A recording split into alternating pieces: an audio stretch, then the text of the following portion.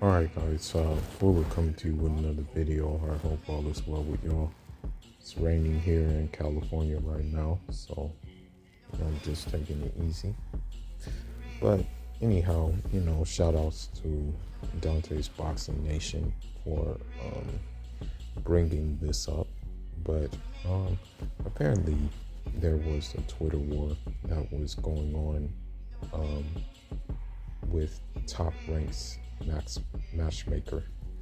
I think his name is Bruce Trampler.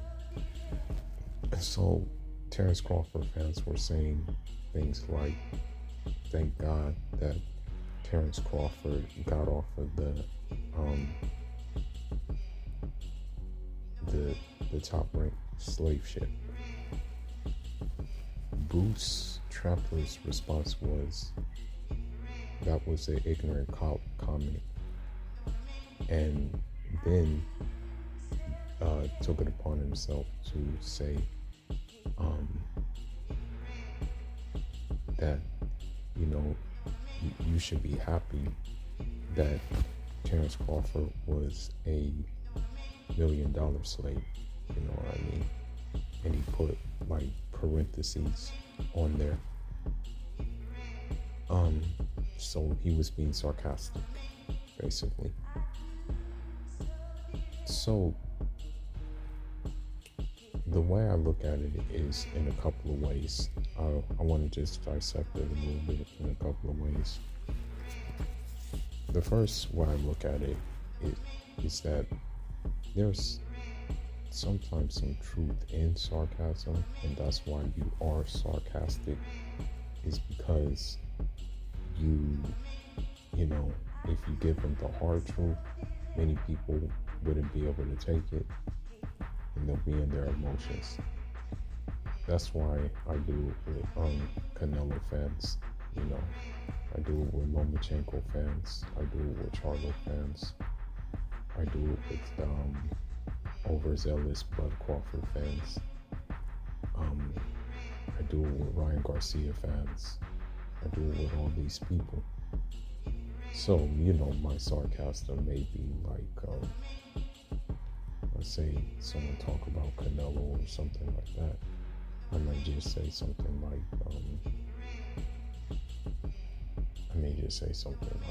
well, Canelo needs to fight Thanos, or,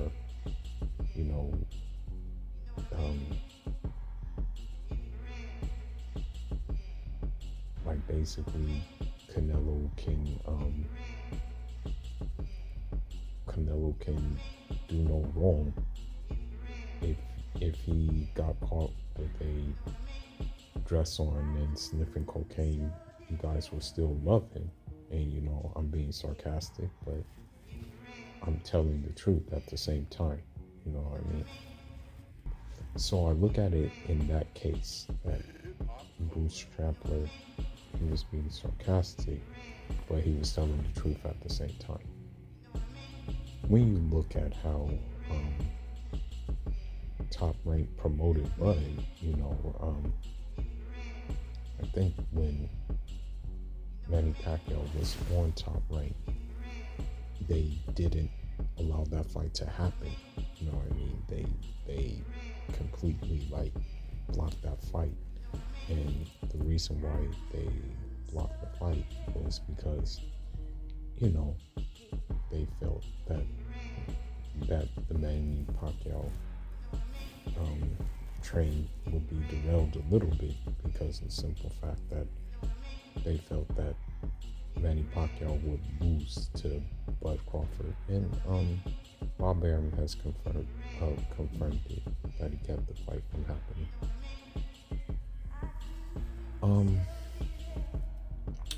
You look at the examples of many times, how they treated Guillermo Rigondeaux on Top Rank, when he put on a masterful performance against Nonito Donaire. They said, this guy can't sell, boring fighter, won't be able to promote you, this, that, and the other. And he completely outclassed Nonito Donaire. more ways than one, right? Um, so you look at these situations and you say that, okay, maybe the model of Top Rank is shut up and fight and take your pay and take your contract and be happy. Because even when Muhammad Ali Rahmatullah was on Top Rank, Bob Arum did him dirty. Top Rank was originally Muhammad Ali's company. Bob Arum, in essence, stole it from him. You know what I mean? So it's no surprise on how he thinks along these terms. This Bruce Trampler guy. The second thing is I guess on Twitter, maybe he didn't think before he talked and just blurted that out. It could have been an accident, but I seriously doubt it, because you kind of have to give some thought to things when you type. You know what I mean? But the thing is when you have, and everybody knows this as a golden rule, when you have like the upper level of boxing, when you have millions of dollars at stake, then you're gonna look out for your bottom line. And your bottom line is your own. So you look at Top Rank and they push Lomachenko so hard. They promote him so hard and things like that. They are trying to line him up again so he can be that face of Top Rank, which he once was before the losses, or before the loss to Teofimo Lopez. Now, you look at what they're trying to do now, trying to get him in place to fight Kambosos, right? That's what they're trying to do. However, there's many other fights that could be made with Lomachenko. And the thing is even Shakur Stevenson has been outspoken about the double standards in boxing and what have you. And unfortunately, we see it right before our very eyes. Bob Arum and Bruce Tramplers should have made the Shakur Stevenson Oscar Valdez fight, so Shakur Stevenson can get that Fast Infinity Stone. That fight should have been made. Shakur Stevenson is a young fighter. Shakur Stevenson is a fighter that needs to stay active. But for some reason, this like Bob Arum, he doesn't really care about his resources. The thing is, if Bruce Trampler didn't have that mentality, then they would probably have more money as well. One thing is about Top Rank is that they're good at signing people, but then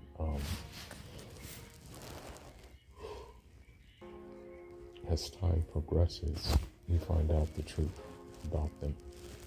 You know what I mean? The fighters find out the truth about them. Yeah, I think Shakur Stevenson is one of them. And,